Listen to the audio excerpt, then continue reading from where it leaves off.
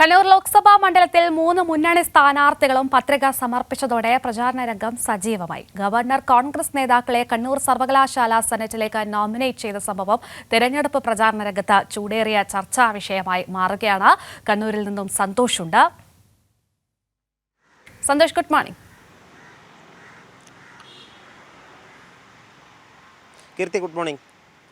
സന്തോഷം, എങ്ങനെയാണ് മണ്ഡലത്തിൽ പ്രചാരണമൊക്കെ പുരോഗമിക്കുന്നത്? ഇപ്പോൾ പുതിയൊരു വിഷയം വന്നിരിക്കുന്നു. ഈ കണ്ണൂർ സർവകലാശാല സെനറ്റിലേക്ക് കോൺഗ്രസ് നേതാക്കളെയൊക്കെ തന്നെ നോമിനേറ്റ് ചെയ്ത സംഭവം. ഇത് പുതിയൊരു സംഭവമല്ല. ഇതിനു മുൻപ് ഇത്തരം ABVP പ്രവർത്തകരെയൊക്കെ തന്നെ ഗവർണർ നോമിനേറ്റ് ചെയ്തത് വലിയ തോതിൽ തന്നെ ചർച്ചയായി മാറിയതാണ്. കോടതി സ്റ്റേ ചെയ്ത സംഭവമൊക്കെ ഉണ്ടായതാണ്. ഇത് കണ്ണൂരിൽ മാത്രം ചർച്ചയാകേണ്ട ഒരു വിഷയവുമല്ല. ഇത് സംസ്ഥാനത്താകെ തന്നെ ചർച്ചയാകേണ്ട, ജനങ്ങൾ ഇതൊക്കെ അറിയേണ്ട ഒരു സംഭവമായി കൂടി മാറിയിരിക്കുകയാണ്.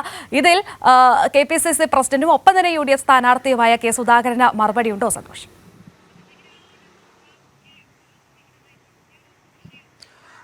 തീർച്ചയായും കീർത്തി, ഈ ഗവർണർ സെനറ്റിലേക്ക് കേരള സർവകലാശാലയിലും കാലിക്കറ്റിലുമെല്ലാം തന്നെയും സംഘപരിവാറിൻ്റെ അനുഭാവികളെ നോമിനേറ്റ് ചെയ്ത സംഭവം ഉണ്ടായിട്ടുണ്ട്. കണ്ണൂരിലുണ്ടായ ഏറ്റവും പ്രധാനപ്പെട്ട ഇതിൽ നിന്നുള്ള ഒരു മാറ്റം, ഇവിടെ ഒരു കോൺഗ്രസ് BJP ബാന്ധവം ഉണ്ടായി എന്നുള്ളതാണ് CPIM LDF പ്രധാനമായും ആരോപിക്കുന്നത്. അതിനുള്ള കാരണം, ഗവർണർ നോമിനേറ്റ് ചെയ്ത ഈ സെനറ്റ് അംഗങ്ങളിൽ 14 പേരിൽ 7 പേർ കോൺഗ്രസിൻ്റെ നേതാക്കളും 7 പേർ BJPയുടെ നേതാക്കളുമാണ്.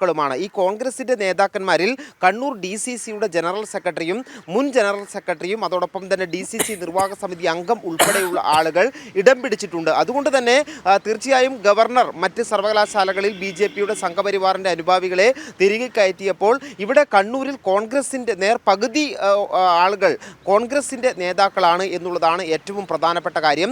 ഇത് CPIM-ഉം LDF-ഉം ഇവിടെ ചൂണ്ടിക്കാട്ടുന്നത് ഇത് കോൺഗ്രസും BJPയും തമ്മിലുള്ള ഏറ്റവും പ്രധാനപ്പെട്ട ബാന്ധവത്തിന്റെ തെളിവാണ് എന്നുള്ളതാണ്. മാത്രമല്ല, കണ്ണൂരിലെ UDF സ്ഥാനാർത്ഥിയായിട്ടുള്ള കെ സുധാകരനെതിരെയാണ് ഇത്തരത്തിൽ LDF ഈ വിഷയം ചൂണ്ടിക്കാണിക്കുന്നത്. കെ സുധാകരൻ ഗവർണർക്ക് നൽകിയ പട്ടികയാണ് ഗവർണർ അതേപടി അംഗീകരിച്ചത്. അതായത് കോൺഗ്രസിനകത്ത് തന്നെ ഏത് സമയത്തും ഞാൻ BJPയിലേക്ക് പോകും, ഞാൻ തീരുമാനിച്ചാൽ പോകുമെന്ന് പറഞ്ഞ സുധാകരൻ ഇപ്പോൾ ഈ RSSകാർക്ക് പ്രിയപ്പെട്ടവരാണ്, അതുകൊണ്ട് പ്രിയപ്പെട്ട നേതാവാണ്. അതുകൊണ്ടാണ് സുധാകരൻ നൽകിയ പട്ടിക അതേപടി ഗവർണർ അംഗീകരിച്ച് പ്രമുഖ കോൺഗ്രസ് നേതാക്കൾ ഇടം പിടിച്ചത് എന്നുള്ളതാണ്. ഇന്നലെ LDF നേതാക്കൾ ആവശ്യപ്പെട്ടത്, ഈ രീതിയിൽ ബാന്ധവമില്ല എങ്കിൽ ഒന്നുകിൽ സെനറ്റിലേക്ക് നാമനിർദ്ദേശം ചെയ്യപ്പെട്ട കോൺഗ്രസ് നേതാക്കൾ ആ സ്ഥാനം ഏറ്റെടുക്കാതെ അതിൽ നിന്നും പിന്മാറാൻ തയ്യാറാകണം, അല്ലെങ്കിൽ ആ കോൺഗ്രസ് ഈ സെനറ്റിലേക്ക് നോമിനേറ്റ് ചെയ്യപ്പെട്ടവരെ പുറത്താക്കാൻ കോൺഗ്രസ് നേതൃത്വം തയ്യാറാകണം. ഇത് രണ്ടിനും തയ്യാറാകാത്ത സാഹചര്യത്തിൽ കോൺഗ്രസും BJPയും തമ്മിലുള്ള പരസ്യമായ ബന്ധം തന്നെയാണ് ഇക്കാര്യം പരസ്യമായ ബന്ധത്തിൻ്റെ ഉദാഹരണം തന്നെയാണ് ഇത് എന്നുള്ളതാണ് LDF ചൂണ്ടിക്കാട്ടുന്നത്. ഇക്കാര്യത്തിൽ കൃത്യമായ ഒരു മറുപടി പറയാൻ UDFന് സാധിച്ചിട്ടില്ല. അതുകൊണ്ട് തന്നെ കണ്ണൂരിൻ്റെ ഒരു തിരഞ്ഞെടുപ്പ് പ്രചരണ രംഗത്ത് കഴിഞ്ഞ 2 ദിവസമായി ഇത് സജീവ ചർച്ചാ വിഷയമായി നിൽക്കുകയാണ്. ഇന്നലെ KPCC അധ്യക്ഷനും കണ്ണൂരിലെ UDF സ്ഥാനാർത്ഥിയുമായ കെ സുധാകരൻ വാർത്താ സമ്മേളനം നടത്തിയപ്പോൾ മാധ്യമപ്രവർത്തകർ ഈ ചോദ്യം ചോദിച്ചിരുന്നു. അതിന് കോൺഗ്രസ് നേതാക്കന്മാർ പട്ടികയിൽ ഇടം പിടിച്ചെങ്കിൽ അത് ഗവർണറോട് പോയി ചോദിക്കണം എന്നുള്ള മറുപടി പറഞ്ഞ് കെ സുധാകരൻ ഒഴിയുകയാണ് ചെയ്തത്. അതുകൊണ്ട് തന്നെ LDF ചൂണ്ടിക്കാട്ടുന്ന ഈ വിഷയം, കോൺഗ്രസ് BJP ബന്ധം, പ്രത്യേകിച്ചും കെ സുധാകരൻ എന്ന നേതാവിനെ എതിരെ, സ്ഥാനാർത്ഥിക്കെതിരെ LDF ഉന്നയിക്കുന്ന ഈ വിഷയം സജീവ ചർച്ചയായി മാറിയിട്ടുണ്ട്.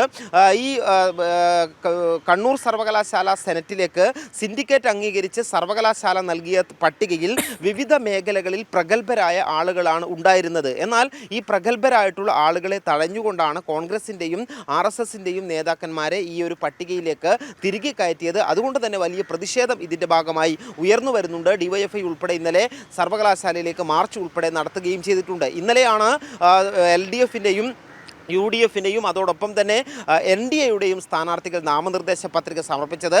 അതിനുശേഷം, പത്രികാ സമർപ്പണത്തിന് ശേഷം തിരഞ്ഞെടുപ്പ് രംഗം കൂടുതൽ സജീവമായിട്ടുണ്ട്. പ്രചരണ രംഗം.